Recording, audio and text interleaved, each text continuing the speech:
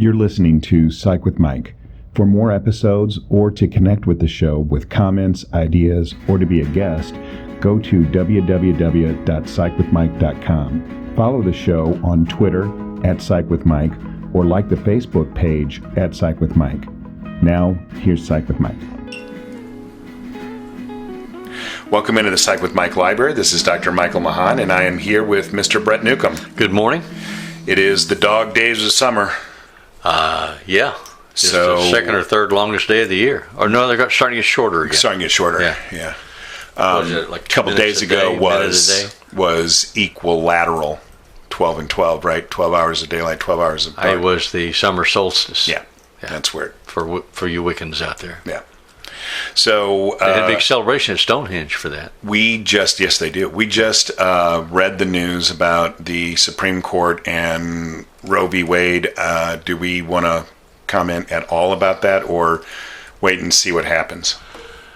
I don't know what that has to do with providing clinical services to clients. It doesn't. Or being a better therapist. So I think that I would withhold comment at this point. All right. How are you?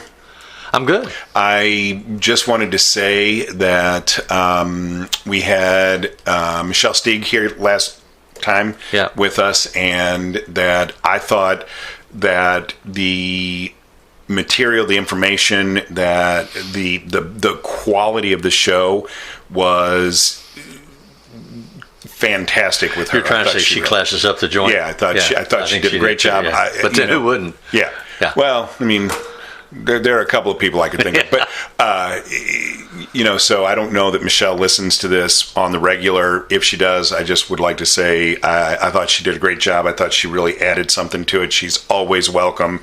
I will be sending her the links to the shows that we did with her, and I hope that maybe we will see her again sometime. All right. Well, reach out, touch someone. You get in trouble for that nowadays. Yes, you do. So one of the things that is misunderstood, I think is hugely misunderstood in the field of psychology, is the concept of narcissism. Would you agree or disagree? I don't know. I think everybody kind of has an understanding from mythology of the intense self-focus of the narcissist. And then, I don't know if I can separate myself out from my education. Yeah. We were all taught that everyone has traits of narcissism.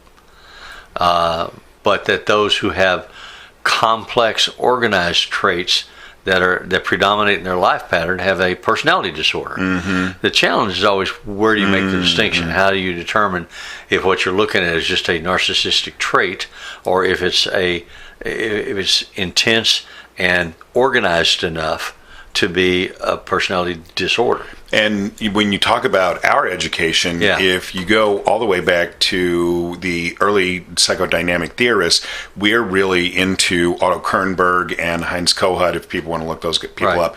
And people like that said that it is imperative to have a healthy amount of narcissism for the ego to be able to form. You to don't blossom. Yeah. Exactly. And so you're exactly right, is where is that line between what is healthy and necessary for good ego development, and where does it become pathologic? So do you have an idea about where you see that line?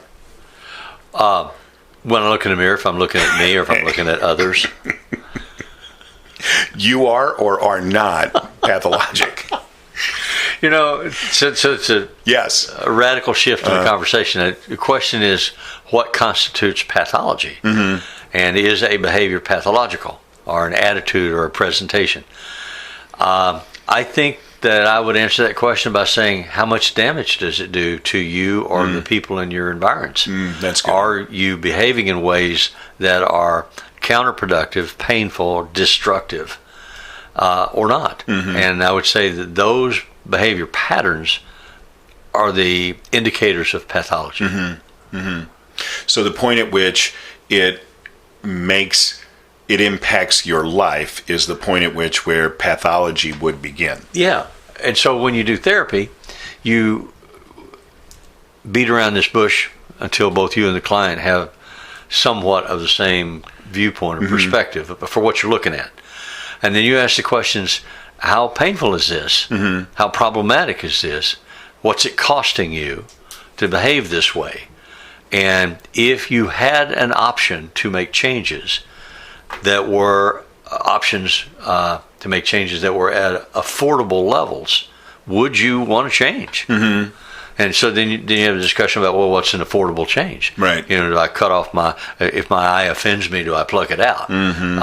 Or do I change jobs because working at this job is causing me so much stress at home that there's confrontation, there's distress, my children are not being attended to, I'm not doing the things that I want to do to be a good husband or father because I'm so focused on being a good employee for this company that I think is probably corrupt. So I'm in pain, I'm in distress, it's pathological. Or if you have a behavior habit like an addiction, like alcoholism, do I drink to the point that it causes me to get traffic tickets, to get arrested, to get into fist fights, that it causes me to have a wife that says, I'm going to take you to court and take your kids away from you because you're irresponsible and dangerous. How much problem is it causing me? Right. And if I could change it, would I change it? Because sometimes I have behaviors that other people say, oh my God, I can't believe you're that way. Right. And I'm like, you know what? I don't really care. Yeah. I like being this way. Right. And so, well, do you know what it cost you? I have a reasonable estimation, and I'm okay with the price. I don't build my life around whether or not you approve. Right. I build it around something else. And I think that's a legitimate point of view. I can say that. It depends on who's saying that to you, though, because if it's your spouse, it's the judge or the police, or your spouse, it's different than if it's just an acquaintance. Yeah. So that level of cost to you personally. Right. I've always said that a person who uses substances is going to use substances until the cost of that to them, to the person who abuses, is no longer acceptable. It doesn't matter if it's not acceptable to a judge or to a spouse or whatever. It's got to be unacceptable to them. So if you had a person, so narcissism is a profound focus on the self to the exclusion of others. It comes from the Greek mythology, the myth of Narcissus. Yeah. Who saw his reflection in a pool of water and loved it. And loved it so much that he froze there, just staring at himself until he died. Yeah. Then there's a segue from that. Narcissus had a cohort called Echo, whose job was to listen to everything that Narcissus had to say and accept it, embrace it without challenge. So one of the things when you work with narcissists is you try to determine, is there an echo in your life? And who is that? And how does that work? And how's that paying off for both of you? Because it's a symbiotic relationship. One has to have the other to survive. Although a person could function as their own echo. Well, that's the argument that gets made sometimes. Yeah. I don't know that I agree with that. Okay. But so if a person were narcissistic, let's assume for the sake of argument that they were, and that would make it difficult for them to be in meaningful, sustainable relationships. And so they're alone, and you say to them, okay, you're alone, and they say, well, that's okay with me. Yeah. So then is that pathologic or not pathologic? How disturbed is their life? How satisfied with the balance of their life are they? It kind of goes back again to childhood development theories.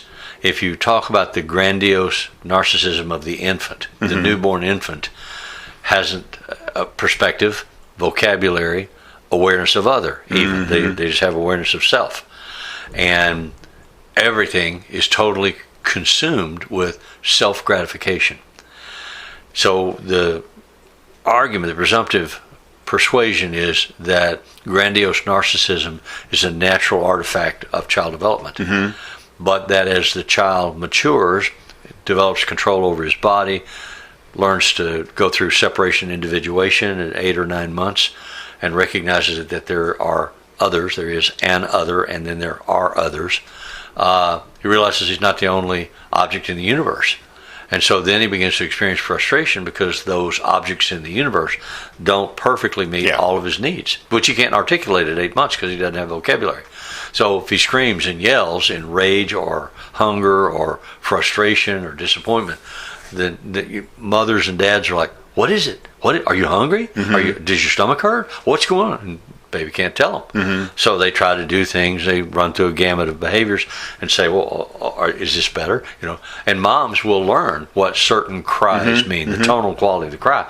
They'll say, oh, he's just wet, or oh, he just woke up, or oh, he needs to take a nap. And dads are like, huh? Because they don't spend typically as much time around the child.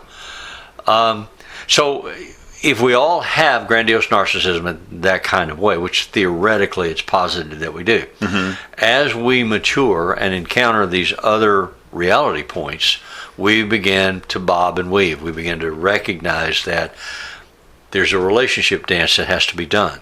And so we become seductive. We try to seduce people with happy smiles and gurgling laughs and cute little things that we say or do. And you watch little kids grow up, and they go through stages where they're trying to tell jokes and develop humor and make people laugh. And initially, they don't have a sense of humor. And so they're really into slapstick stuff, pratfalls and knocking things over. They learn a joke and they're given to understand, oh, that's a joke. And then they repeat that joke 75 times straight. And finally you have to teach them the concept of funny once. Just tell me that nightmare joke one time. After that, it's not funny. So it's all developmental. But for narcissistic personality disorder, someone who is in adolescence or beyond, who has a more complex map of where they fit in the world, but who still holds on to that narcissistic focus of, I'm the one that has to always get his way, I'm the one that's always right, I'm the one that should always be pleased, then that starts to disrupt other relationships and destroy them. So do you conceive narcissism as a pathology as a developmental artifact? So this individual lived in an environment where that narcissism was fed by the other, projected, or by the intensity of his demand, his rage. So the narcissist could have created that response pattern like the Seymour in the Little Shop of Horrors. Feed me. No matter what. And it could be cute, he could sing songs, he could be seductive, he could tell jokes, but if you got in his way, he'd eat you. And so then when that person gets to the therapist's office, do you see the therapy for that as, because we've talked about this, the narcissist that comes to the therapist's office is manipulating. They didn't come to therapy because they're in pain or because they want to change. They came to therapy. They didn't have an epiphany and said, I need to get my life right. An advantage of some kind in coming to therapy. And it's very often their boss or their wife says, you have to go to therapy if you don't want more upheaval. And so they think, okay, I'll go dance this dance, learn to say some of the right words, or persuade. And they spend a lot of time persuading you. All the other people in my environment are unreasonable. And they're not very smart because they just don't understand or they don't see. And don't you sympathize with me? They want you to become their echo. So they recruit you. As a clinician, you have to be aware of that and know how to resist it, but still invite the engagement. So you have to dance with them and hope that there can be an epiphany if you can get them to feel their emptiness. And Kernberg says you can't do that until they're in their late 40s or early 50s. There are too many other places where they can be fed. And so they'll get a divorce. And they'll go marry somebody else that'll be echo for them. And then maybe they get that divorce and go marry another echo. And they generalize about the quality of women or the quality of men. And typically more men are diagnosed as narcissistic than women. And women are diagnosed as borderline. So it's extremely difficult to do access to personality disorder therapy. But consistency in those situations is key. Consistency on part of the therapist.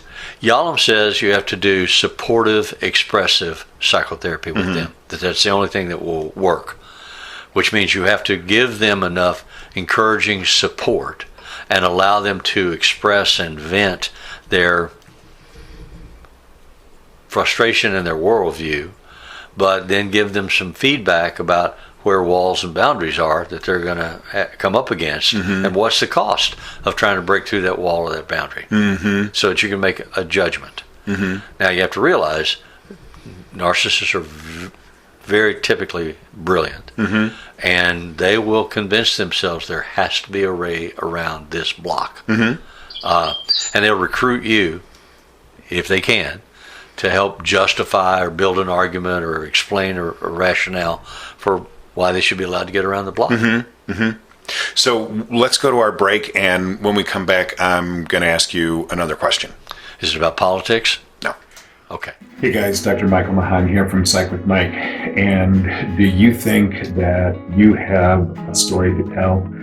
I know that when we started Psych with Mike, the things that we really wanted in a podcast hosting company was that they knew what they were doing. And Libsyn has been around since the very beginning. They're the oldest running consecutive, still existing podcast hosting company in the entire world, I think, but certainly in the United States. So they've been around since people started uploading things to the internet. And so they have a lot of experience. But we also needed a service that was easy to use, and Libsyn is just so intuitive. And even though they've got all of this experience, they just keep on upgrading. So they just recently went through a major renovation, a major upgrade to Libsyn 5, and made the service even more intuitive and user-friendly than it was before. And it was so user-friendly before that I was able to figure it out and get Psych with Mike up on the service. So we've been using Libsyn since the very beginning of Psych with Mike for over 2 years now. We love them. And as a friend of the show, if you go to Libsyn and start a podcast right now, you get your first month free. So you go to Libsyn.com and use the code FRIEND, so friend of the show, friend. That's LIBSYN.com and use the code FRIEND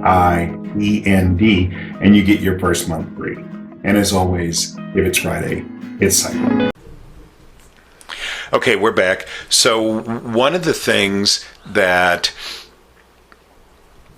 I try and conceptually wrap my head around, and I actually have an answer for this, but I'm going to ask you first, is what is the difference between narcissism and sociopathy? Oh, I don't know. You do too. Mike Norton, are you listening? No, he didn't ask me that. He asked me what's the difference between a psychopath and a sociopath. Oh, yeah. I love when people say that. Yeah. Well, first off, psychopath isn't a diagnostic term, so. So what's the difference between a sociopath and a narcissist? Yeah.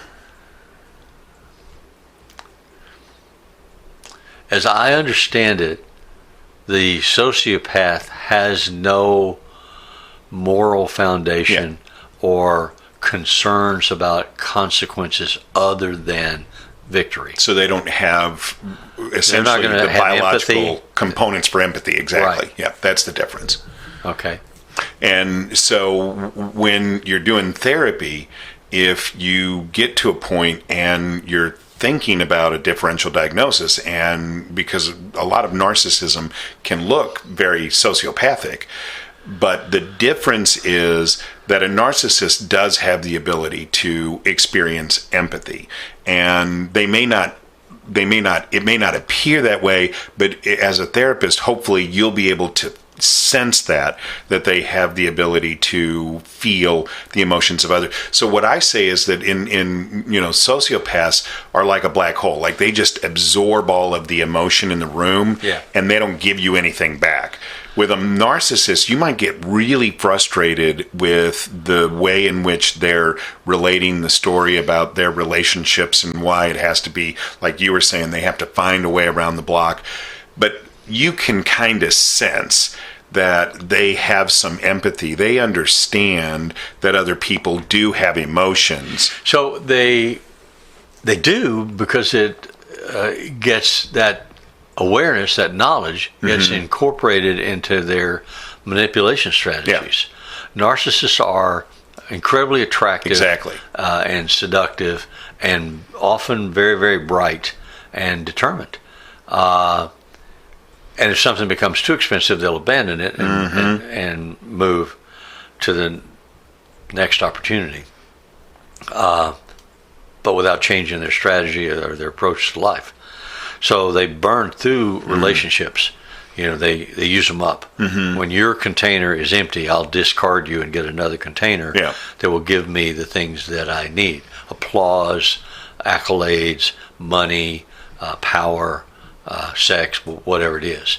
And then when I use you up, I'll discard you and give me another one. I'm not changing. I'm not changing my approach. I'm not changing what gratifies me. I'm not changing my payoff. I'm changing my provider. And the sociopath won't do that. The sociopath is going to, they may be very manipulative, but they're going to be very on track with their agenda, and they're probably not going to be dissuaded from that. Yeah, so we had read an article about how manipulative narcissists can be, especially in terms of the love languages, Chapman's love languages. And the articles postulated that they can learn. Sorry? I said postulated. Posited? I heard the word and I liked it. Oh, okay. They can learn by observing acutely what your love language is, and then they can provide that to you as a feeding source for manipulation. So if your love language is acts of service, right? The example they'll do in the little article, favors for you. They'll cut your grass, they'll wash your car, they'll cook your dinner, and then say to you, well, why are you beefing on me? Because I did all these things for you, so you should be happy with me. Right, and you should do whatever I want. Yeah. And if you don't, it's on you, because I've been so nice to you, and I've done the things that you define, oh, this is nice, or this is love. I've been very loving to you, and now you're not being loving to me. Loving to me is give me my way. Now, I think that it's important to make sure that we are recognizing that. So first off, let me start a different way. So Chapman's 5 languages of love. It's important to understand your love language, but it's more important to understand your partner's. Yes. So it's not about you knowing what your love language is and being able to tell the world. Yeah, it's about being sometimes able. I ask people, what is yours? I know. I don't know. Yeah, and well, I say to people all the time, what's your partner's? I don't know. I know mine, but I don't know. Well, then that's you're missing the whole point. But you're also into checklists, you know. I'm supposed to remember all these things. Yeah. I'd have to look it up every time. So, but you could get into a situation where you are actively trying to understand your partner's love language, speak to them through that love language. If their love language is acts of service, then you're doing the dishes and doing things like that. And then your love language is words of affirmation, and they're not giving you any kind of positive feedback for that. It's okay for you to say, hey, I am doing all these things for you. I would like reciprocity. Yeah. But that's not what the narcissist is doing. The narcissist is keeping score. Right. Yeah. And so they're using it specifically as a tool of manipulation. That's what the difference is. So then the foundation of that is the degree of empathy of which they are capable. Oh, okay. Yeah, I hadn't thought of it that way, but I think, I see that. Go ahead. No, I just going to say, if they don't have empathy, then they don't really feel what you feel. And so then it's just a manipulation. It's just a strategy. It's cosmetic. Yeah. And so for the partner who may be in that relationship where they feel as though... the first few times, they're like, oh, okay, he gets it. He's really trying. And they back off from their level of distress. But when it becomes repetitive and they recognize, well, we always get to this point, and then you confess and say you're going to change, and then I back off, and then nothing changes. So you just bought some more time. And eventually they'll say, I'm not backing off anymore. Yeah. Either you make a change or we're done. And then the narcissist will say, I can't believe you treat me this way. This is horrible. See what you've made me do. See what you've done. You're wrong. Woe is me. But what I would encourage the partner who gets up to that point, who recognizes the manipulation and wants to try and change that, you have the right to ask for that in the relationship. I don't believe that's going to be very successful because, as you point out, the narcissist is going to use up the tube of toothpaste and then get another tube of toothpaste. In those situations, I really encourage people to elicit a third party. There are other toothpaste on the shelf saying, pick me, pick me. Yeah. So it's easy to get another one. Yeah. I was talking to a friend of mine the other day about someone who has these issues in their lives. And she was saying, well, this particular partner they've attached themselves to isn't going to put up with that. They're just going to leave, and then the narcissist will be sorry. I said, no. They'll just get another volunteer to do the same thing. Different day, same stuff. Right. Because they're not changing. And so the partner has to understand, has to be empathic towards the narcissist and understand that the narcissist is not going to be sorry. You may want them to be, but that's a projection of yours onto the partner that isn't real. I think in those situations, it's a really good idea to elicit a third party. And so clinically, the challenge for the clinician is not to chase the rabbit. Well, because if I'm talking to the narcissist who wants to talk about why his or her wife and children are inadequate and why they behave this way and why don't they understand what they see, we're talking about there and then stuff. Right. Those people over there, why are they behaving that way? Instead of the person in front of me as the client. So why are you behaving this way? What are you getting out of this? What's your payoff? Same thing happens if echo comes in and you're talking to the wife and she's like, why doesn't he change? And you have to come back to Charles Townsend's book on boundaries. Boundaries is an excellent reference because it's about developing and having boundaries. You start with the premise that you have a right to have a boundary, and then you have to learn how to assert that boundary in a non-aggressive, non-destructive way. But a healthy boundary can be to say, no, I won't be with you anymore because you're not good for me. My choice, I'll pay the price. Right. But that's the rub. Yeah. Is being willing to pay the price. Yeah. I mean, you're absolutely right that you have the right to say, okay, this is my choice, I'll pay the price. But a lot of people say that and they don't recognize the difficulty with actually consistently following through with that. Which goes back to the initial conversation about the cost of your choices. You can choose to do this. You can choose to stay with this person. All you're ever going to get out of them is glass half full. So if you're content, if you can build a life with a half full glass, that's okay. That's your call. But you know, don't go sit in the corner and stare at your navel and say, "Woe is me." Say, "Hey, I like having a half full glass because he's charming, he's witty. Everybody else likes him. I get to take nice trips because we live at this level."